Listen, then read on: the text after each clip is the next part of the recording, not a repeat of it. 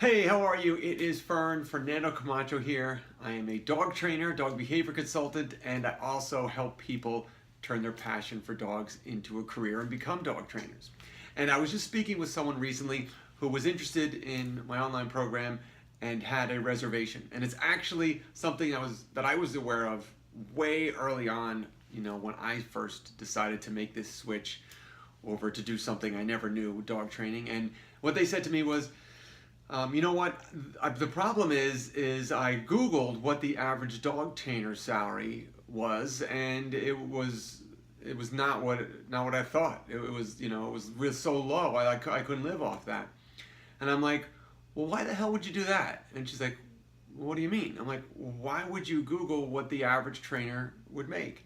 She's like, well, I wanted to know what kind of salary I could make. And I looked at her. I said, well, why do you want to be average? And she's like, well, I don't want to be average, but I was trying to see I'm like, so if you don't want to be average, why would you care what the average trainer would make? And this is the same approach I had. I also, went and did research and everything, but I could care less what the average trainer makes. Okay? No matter what you're doing, you should not go into it to be average. I never planned on being average. I want to know what are the top people making? Okay, the people on the top of the pay scale and beyond, because that's what I'm going for.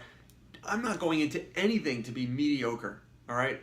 I don't want to be average. Average is actually the worst thing you could ever call me, all right? So I never cared what the average trainer made. I just cared, what do the best trainers make? What are the trainers who are at the top of their game doing everything? What are they making?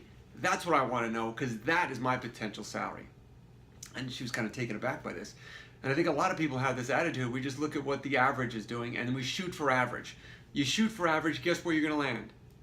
Right around average, all right? So I encourage you to break free of average, okay? Don't let anyone ever call you the A word, all right? That's the worst insult you could lay upon me, is calling me average. So right now, I am in Chicago, all right? My first time here, because I have been hired to speak at the All-American Grooming Conference here in Chicago.